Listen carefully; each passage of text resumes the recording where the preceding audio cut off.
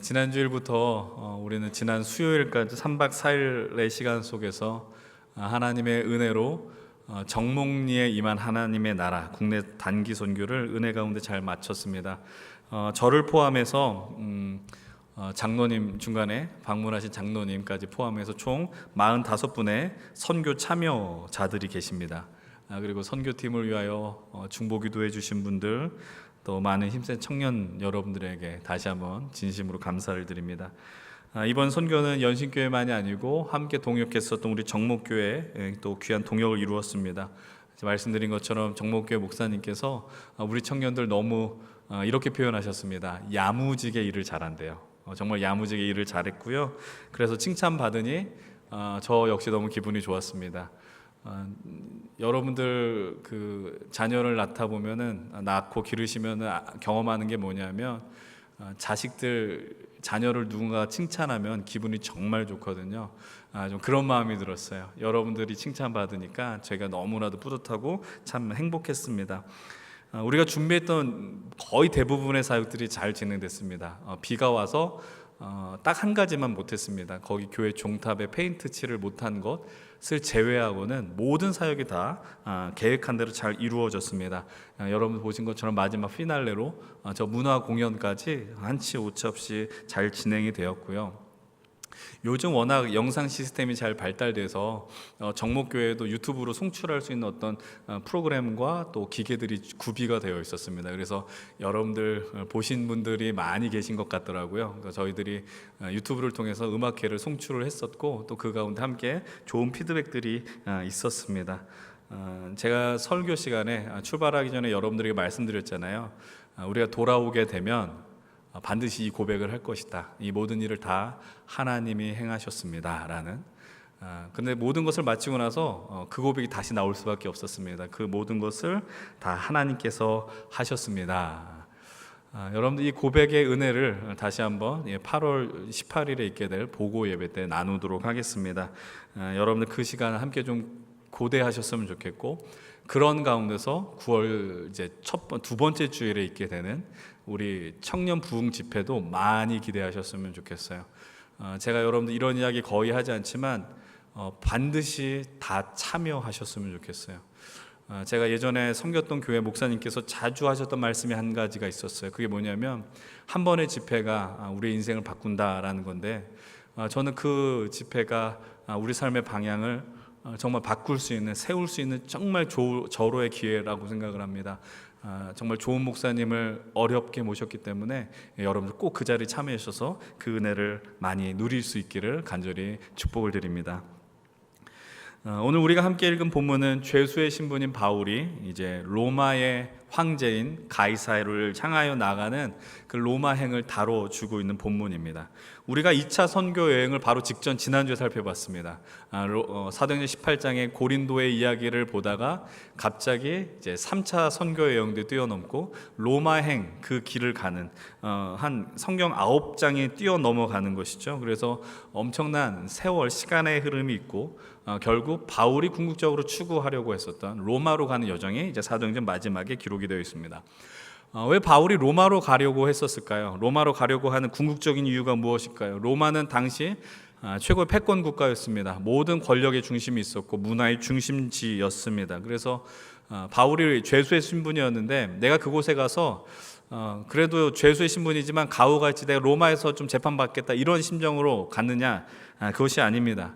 모든 어떤 역사와 문화의 흐름, 유통의 흐름이 가장 빨리 지나가는 곳이 바로 로마였다라는 것이죠. 그래서 바울은 로마를 가기를 간절히 원했었고 그곳에서 재판을 받으려 했습니다. 그런 이유는 한 가지입니다. 그곳에서 복음을 전하기 위함이었습니다. 내가 로마에서 복음을 전하면 그 복음의 흐름이 내가 계획한 것과 생각한 것보다 더 넓은 곳으로, 그리고 놀라운 곳으로 흘러갈 수 있다라는 소망으로 이 일을 시작했다라는 것이죠. 그런데 그에게 펼쳐진 상황은 본인이 기대한 것, 하나님의 영광과 하나님 나라를 위하여 시작했던 것과는 전혀 다른 현실에 처해 있습니다. 오늘 우리가 읽지는 않았지만 사도행전 27장 9절은 이런 이야기를 하고 있습니다. 여러 날이 걸려 금식한 절기가 이미 지났으므로 항해하기가 위태한지라. 여러 날이 걸렸다라고 이야기합니다. 그들이 계획한 것보다 이 항해의 여정에 그 길이 더 길어졌다라는 이야기를 합니다. 여러 날이 걸려서 금식하는 절기가 임했다라고 이야기합니다. 이 금식하는 절기는 유대력으로 7월에 있는 속죄일을 의미합니다. 유대력으로 7월은 오늘날로 계산을 하면 9월 하순부터 10월 중순의 시간을 의미합니다. 이 배의 그 항해 속도가 느려졌기 때문에 항해하기 좋지 않은 계절까지 가게 되었다라는 것이죠. 그래서 바울이 그 사실을 간파했습니다. 그리고 그 상황 가운데 바울이 입을 열기 시작하죠. 27장 10절의 말씀인데 우리 10절 말씀을 함께 한 목소리로 읽어보겠습니다. 바울이 그들을 권하여 말하되 여러분이여 내가 보니 이번 항해가 하물과 배만 아니라 우리 생명에도 타격과 많은 손해를 끼치리라 하되, 바울이 알고 있었어요. 이 항해가 배에 상당히 위험할 것이다라는 겁니다. 그 사실을 고지하였지만 그러나 바울의 현실은 무엇이었냐면 일개 죄수에 지나지 않았다라는 거예요. 일개 죄수에 지나지 않은 바울의 말을 사람들이 들을 리가 만무합니다. 별 관심을 두지 않았습니다. 그러나 그것보다 사람들의 마음에 두었던 건 더 무엇이었느냐? 이 배는 사람들만 태우고 간 배가 아니라는 걸 우린 기억해야 돼요. 죄수도 태웠지만 많은 화물이 있었습니다. 다시 말씀을 드리면 무역선이었다라는 겁니다. 무역선으로서 가장 중요한 일은 무엇이냐? 기한 안에 그 물건을 갖다 주어야 하는 것입니다. 그것을 맞춰주지 못하면 선주에게 큰 경제적인 손실이 임하게 된다는 겁니다. 경제적 손실이 임하지 않기 위해서는 어떤 일을 행해야 할까요? 무리하게 항해를 해야 합니다. 무리하게 배를 타고 끌고 갔어야 한다는 겁니다. 여러분, 이런 것들이요 사람들의 눈을 어둡게 해요. 그냥 단순히 이 배의 선주만이 그런 것을 경험하는 게 아니라 우리들도, 그리고 오늘날 시대에도 흔하게 발견되는 모습 아닙니까? 경제적인 이익이 눈앞에 있을 때 그냥 그 어떤 상황도 고려하지 않습니다. 그냥 덥석 문다라고 표현하죠. 그냥 어떠한 타인에 대한 배려, 안전은 상관없이 그 일을 무조건적으로 진행합니다. 그런 일들 때문에 우리나라의 안전사고가 얼마나 많이 벌어졌어요. 건물을 안전하게 짓는 게 목적이 아니에요. 그냥 빨리 짓는 게 목적이에요. 그러다 보니 건물이 무너지는 일이 벌어집니다. 어떠한 다리가 무너지기도 했고요. 사람들과의 관계 속에서도 마찬가지예요. 무리하게 차를 급박하게 몰다 보니까 교통사고가 벌어지기도 합니다.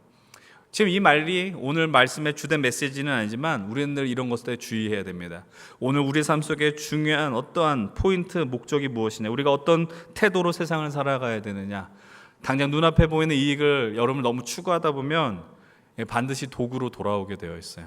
그러니까 왜 우리가 이 일을 감당하는지, 우리가 왜 이 땅에 하나님 우리를 부르셨는지 그 목적을 늘 여러분들 기억하셔야 됩니다.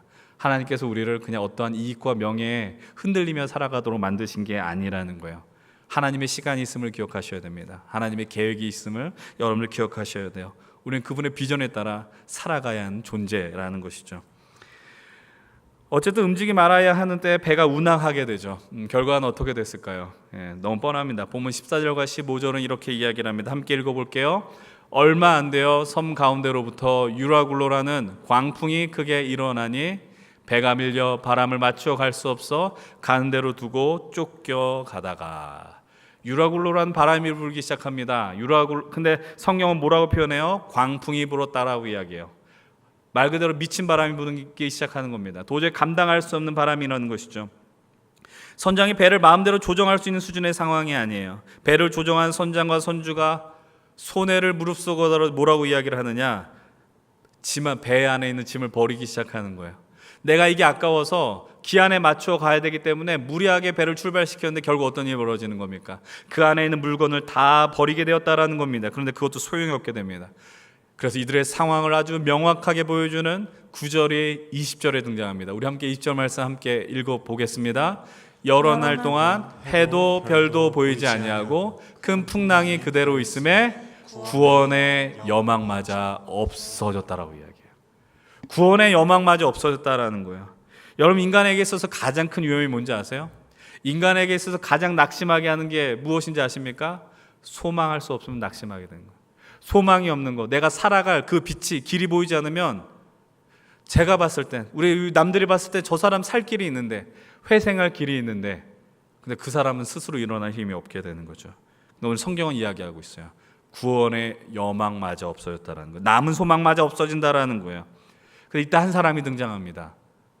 죄수의 신분인 바울이죠. 바울이 뭐라고 이야기를 할까요? 21절 말씀입니다. 이렇게 이야기를 합니다. 여러 사람이 오래 먹지 못하였음에 바울이 가운데 서서 말하되 여러분이여 내 말을 듣고 글에 대해서 떠나지 아니하였더라면 좋을 뻔했습니다 라고 이야기해요. 이 구절만 보면 우리가 이렇게 이야기할 수 있어요. 바울이 화가 많이 났구나. 왜 내 말을 안 들었을까? 내가 떠나지 말아야 되는데 지금 거친 바람이 임해서 배에 어려운 일이 임할 것이다라고 내가 분명히 경고했는데 내 말을 듣지 않고 떠났으니 이런 일을 당한 것 아닙니까? 라고 얘기하는 것처럼 우리는 볼지 모르겠어요. 왜 우리가 그렇게 이 말씀을 읽느냐? 왜냐하면 그것이 우리의 특기이기 때문이죠. 무엇이 특기입니까?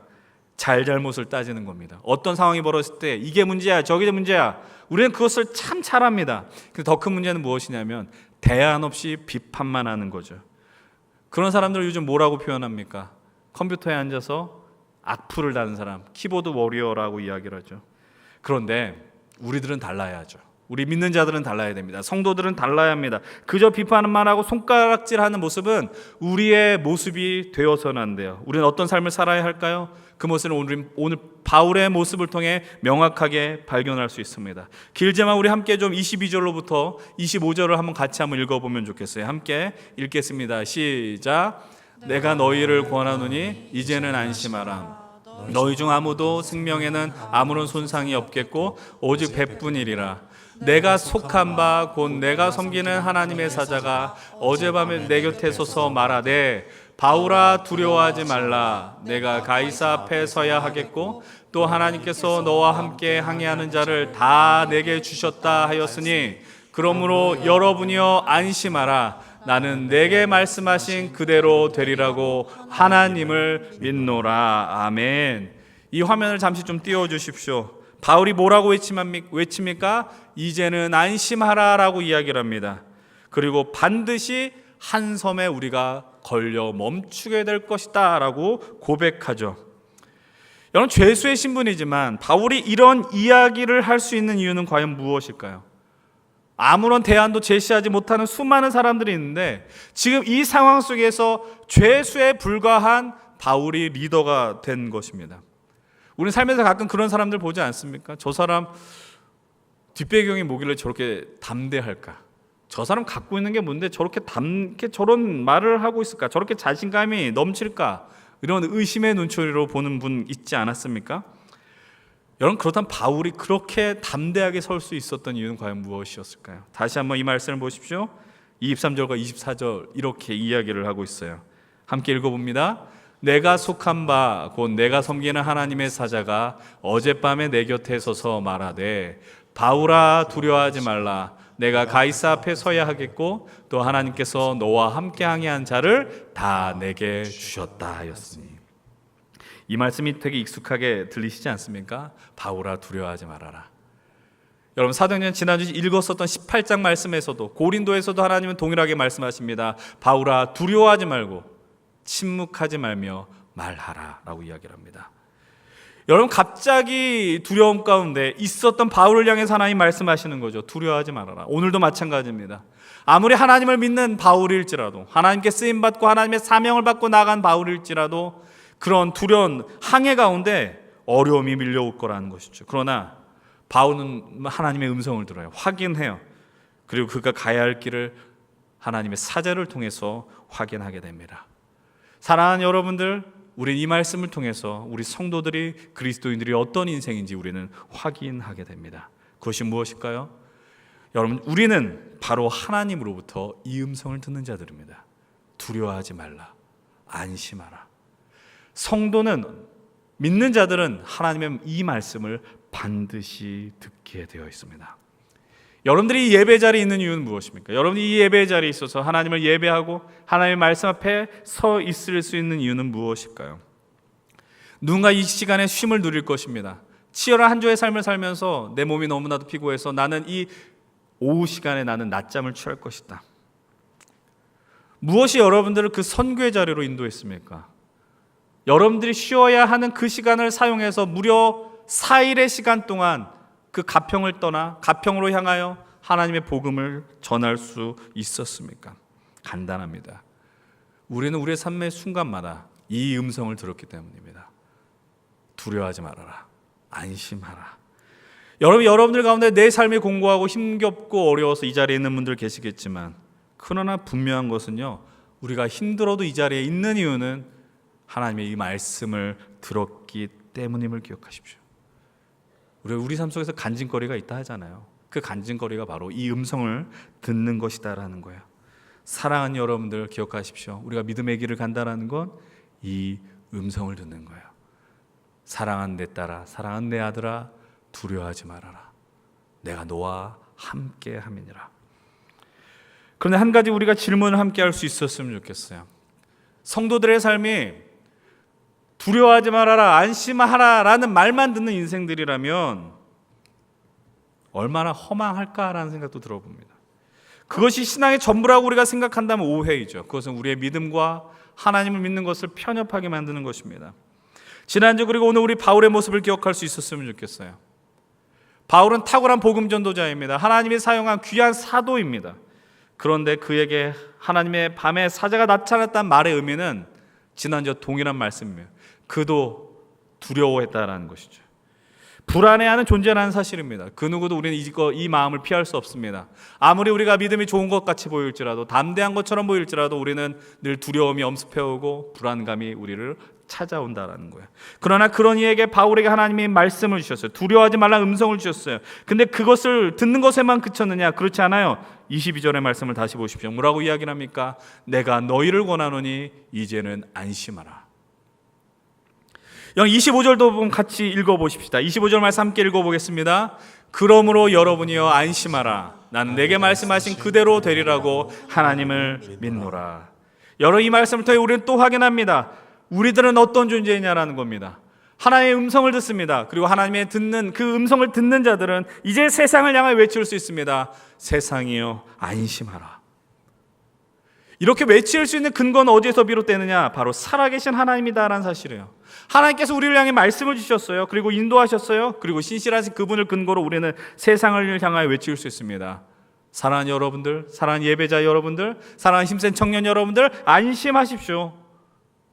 이렇게 외칠 수 있는 이유는 우리가 이 음성을 들었고 하나님의 약속을 들었기 때문입니다. 여러분들은 어떻습니까? 이 두 가지를 다 경험하셨습니까? 저는 이렇게 믿습니다. 물론 다 했다라는 거예요. 여러분들은 하나님의 음성을, 두려워하지 말라는 음성을 들었고요. 그리고 세상을 향해서 안심하라라고 외친 사람들이에요. 안심하라는 단어, 문장을 쓰지 않았지만 하나님 너를 사랑하시고 하나님이 너를 위로하고 계시라는 그런 겉면의 이야기들 여러분들의 입술 속에서 충분히 많이 했다라는 사실입니다. 근데 시간이 점점 지나고 우리가 짧지 않은 시간을 살았지만 우리가 살아가는 시대는 마치 이런 시대처럼 느껴집니다. 어떤 모습이냐? 아까 읽었을 때 20절 말씀 뭐라고 이야기를 하고 있어요? 구원의 여망마저 사라진 것 같은 시대를 살아가는 것 같아요. 여러분, 좀 냉철하게 말하면 세상 사람들이 교회에 대한 소망을 많이 안 갖는 것 같아요. 과거 그리스도인들이 1000만 명, 1200만 명이라고 부르던 시대가 있었어요. 대한민국 인구의 4분의 1이 그리스도인이라고 이야기를 했고요. 지금 100번 양보해서 5분의 1이 있고 아마 매주 정기적으로 예배를 출석하는 이들이 500만 명이 될까 말까 하는 시대를 우린 살아가고 있어요. 물론 교인들의 숫자가 줄었다고 해서 이 500만 명이 절대 적은 숫자는 아닙니다. 그런데 수많은 그리스도인들이 이 땅에 살아가고 있는데 왜 오늘 우리가 살아가는 이 현실을 보게 되면 구원의 영광마저 사라진 것 같으냐라는 거죠. 여러분, 과거 한국교회 우리의 믿음의 선조들은, 조상들은 어떻게 했는지를 잠깐 떠올릴 필요가 있습니다. 여러분, 과거 한국교회는 어땠습니까? 일제의 박해 가운데 독립을 갈망했었던 수많은 사람들이 독립을 외치며 3.1 운동을 펼쳤어요.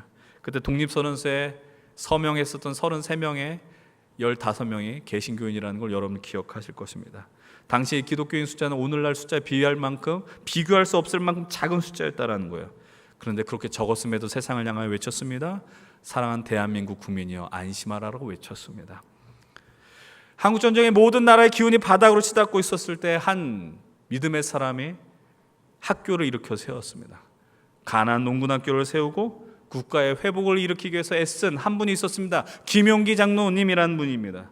그분이 그 가나안 농군학교에 자기 기도구를 만들었어요. 기도방을 세웠어요. 그리고 기도 방문 앞에 뭐라고 적었느냐?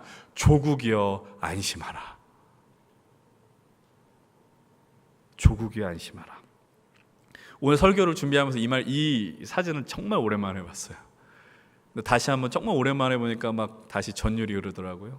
막 이렇게 막 몸에 전기가 흐르는 걸 느꼈어요. 이 말의 의미가 무엇일까요? 가나안 농군학교가 이 기로져간 나라를 살리겠다 이 표현일까요? 아닙니다. 조국이 안심하라. 기도하는 내가 있다라는 거죠. 나라를 위하여 기도한 내가 있다. 그것이 우리 앞서 나간 수많은 믿음의 선배들이 외쳤었던 세상을 향한 외침이었어요. 그리고 우리 한국교회의 자랑스러운 역사였습니다. 그러나 세월이 지나서 이 교회는 교회의 어떤 권위를 드러내지는 못한 것 같고 하나님의 영광이 땅바닥에 내동댕이 치는 것 같은 현실을 살아가는 것 같아요. 소망이 되어 가지 못하는 것 같아요. 왜 그럴까?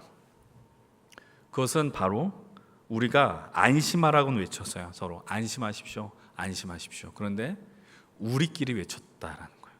우리끼리 안심하라. 사랑하는 형제님, 사랑하는 자매님, 사랑하는 권사님, 장로님, 집사님, 사랑하는 내 딸아, 성도들끼리 안심하라. 내가 널 위해 기도하고 있으니 안심하라. 근데 이렇게 위대한 선포를 우리끼리만 하다 보니 너무 우스운 외침이 되어버린 것 같아요. 그래서 사람들이 이 말씀을 들으면, 이 이야기를 들으면 너나 잘하십시오라는 냉소적인 반응을 보여주는 것 같아요. 구원의 여망이 세상에서 사라진 수준이 아니라 교회 안에서도 뭔가 소망을 발견할 수 없는 것 같은 시대 속에서 우리는 살아가고 있다라는 걸 우리는 부인할 수 없는 것 같아요. 우리 교회는 건강해, 우리 교회는 부흥하고 있어, 우리 힘센 청년부는 잘 되니까 괜찮아 라고 만족할 수 없다라는 사실입니다. 사랑하는 여러분, 우리는 우리의 단계를 계속해서 넘어가고 뛰어넘어가야 된다는 걸 기억하셔야 돼요. 오늘 우리는 하나님의 음성을 들었고요, 안심하라고 외칠 수 있는 수준까지 갔다라는 걸 나눴습니다. 그런데 우리는 다음 단계로 나가야 되는 걸 바울을 통해 확인하셔야 됩니다. 다시 말씀으로 시선을 돌려보십시오. 바울이요, 담대한 선포를 하고 이제 육지 가운데 점점 가까워지기 시작합니다. 어둠이 있었는데 빛이 조금씩 보였다라는 것이죠. 그러나 여전히 문제가 해결된 건 아니에요. 그때 바울이 배에 탄 죄수들과 사람들에게 이렇게 이야기를 합니다. 본문 33절 말씀입니다. 함께 읽어보겠습니다. 날이 새어가매 바울이 여러 사람에게 음식 먹기를 권하여 이르되 너희가 기다리며 먹지 못하고 줄인 지가 오늘까지 열 나흘인즉. 아까 전에 이제는 안심하십시오라고 외친 지 2주의 시간이 지났어요. 근데 2주의 시간이 지났음에도 먹지 못하고 줄였다라고 이야기를 하고 있죠. 근데 다행인 것은 섬이, 육지가 점점 가까이 나오고 있는 거예요. 그러면서 말하고 있어요. 이제는 먹어야 됩니다. 먹어야지 살 수 있습니다. 바울이 담대한 선포는 사람들에게 큰 위로가 됐을 것 같아요. 그러면서 여전히 쉽지 않은 상태 속에서 바울이 무엇이라 이야기하는가? 33절과 34절의 말씀 다시 읽어보십시다. 새 번역으로 한번 같이 읽어보겠습니다. 날이 새어갈 때에 바울은 모든 사람에게 음식을 먹으라고 권하면서 말하였다. 여러분은 오늘까지 열 나흘 동안이나 마을을 좁히며 아무것도 먹지 못하고 굶고 지냈습니다. 그래서 나는 여러분들에게 음식을 먹으라고 권합니다. 그래야 여러분을 목숨을 유지할 힘을 얻을 것입니다. 여러분 가운데서 아무도 머리카락 하나라도 잃지 않을 것입니다. 아멘. 2주 전에 외쳤던 외침과는 전혀 다른 내용의 외침이에요. 이제는 안심하라. 여러분이 안심하라 외친 것보다 더 나아갔어요. 그것이 무엇입니까? 음식 먹기를 권하노니.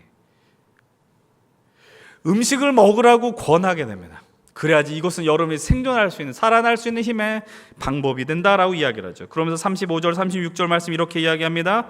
바울이 이렇게 말하고 나서 빵을 들어 모든 사람 앞에 하나님께 감사를 드리고 떼어서 먹기 시작했습니다. 그리고 36절 말씀 같이 읽어봅니다.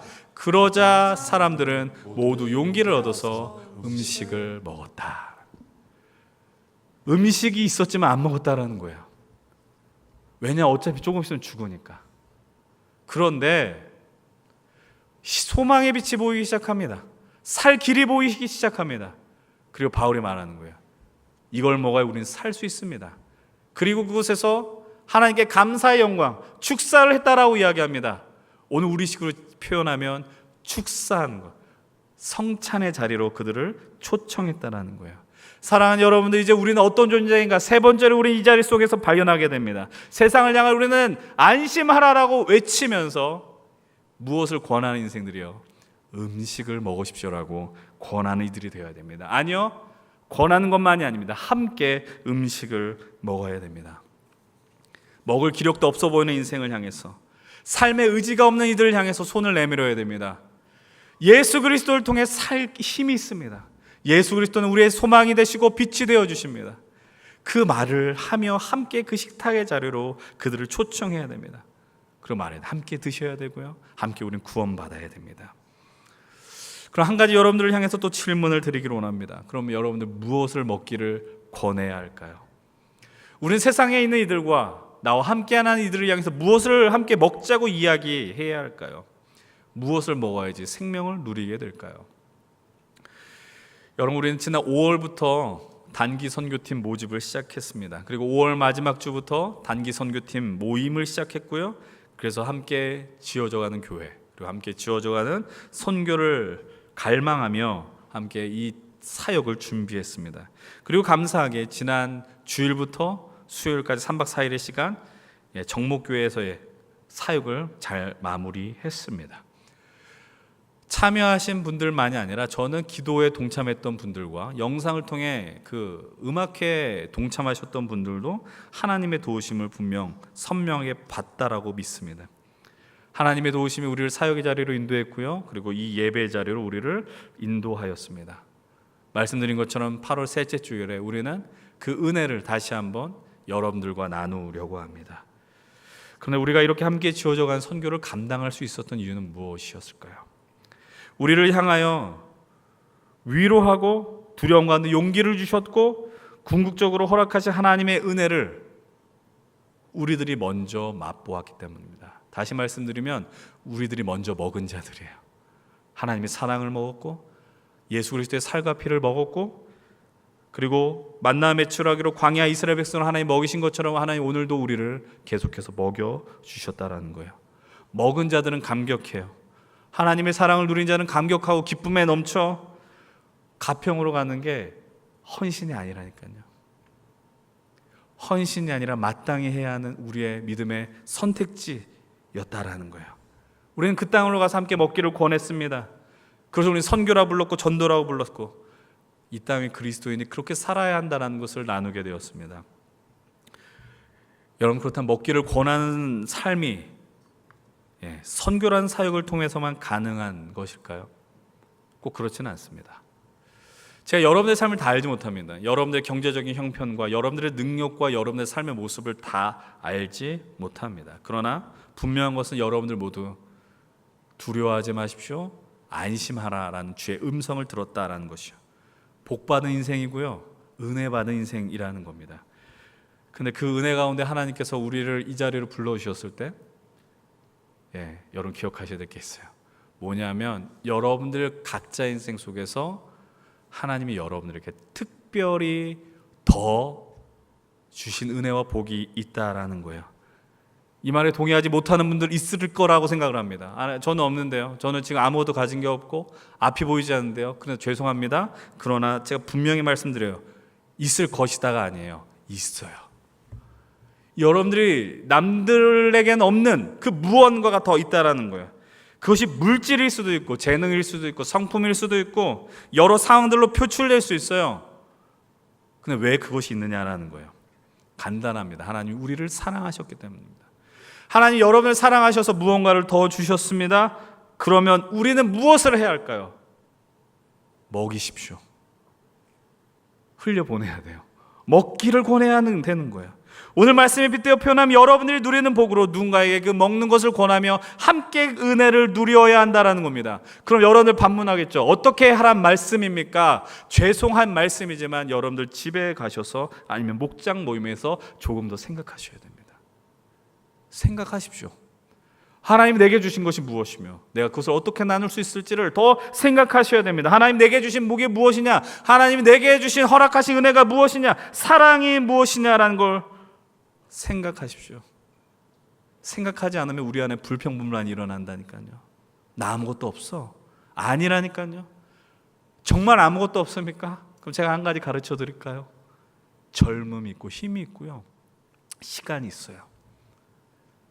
그 무엇과도 바꿀 수 없는 그 은혜가 있다니까요.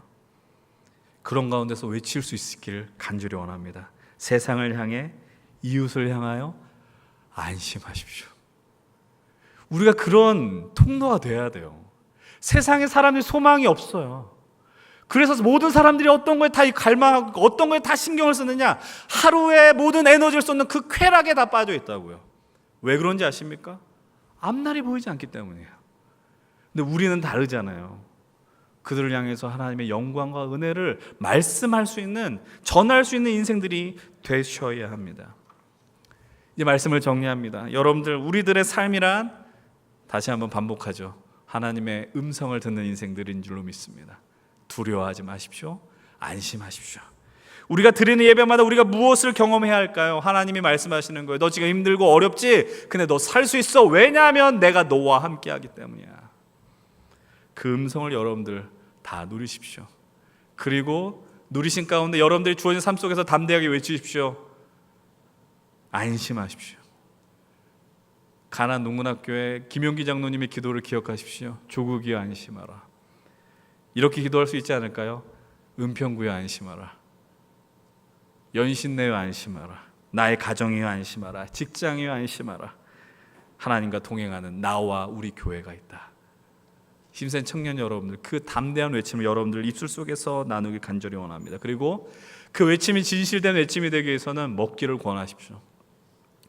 먹기를 권하는 것, 여러분들 각자의 삶의 자리 속에서 고민하며 그 일들을 감당하시길 바랍니다. 우리는 하반기에도 계속해서 새감주 프로젝트를 감당할 것입니다. 세상의 감동주다. 작년과 같이 연탄을 나눠주는 사역을 감당하기를 원합니다. 은평구 저 연신의 로데오에 가서 우리 이렇게 예배하고 있지만 각자의 삶의 생존 때문에 아르바이트하는 형제 자매를 찾아갈 것입니다. 그리고 이웃 어려운 이들을 찾아가 이 새감주 프로젝트를 계속 감당할 것입니다. 우리가 그것을 감당해야 된 이유는 무엇일까요? 구원의 여망이 사라진 것 같은 이 시대 속에서 여전히 예수가 아니고선 살 수 없다는 걸 알려야 하기 때문입니다. 주님이 아니고선 우리에게 참 생명이 없습니다. 그 생명을 누리며 승리의 길을 걸어가십시오. 주님의 말씀을 의지하여 우리 연신교회가, 우리 청년 공동체가 이 땅 가운데 담대하게 안심하라고 외치고 함께 먹기를 권하는 그 귀한 삶을 살아내길 축원을 드립니다. 여러분들로 인하여서 이 어두운 세상에 구원의 역사가 풍성하게 넘쳐난 은혜가 넘치길 간절히 축원을 드립니다.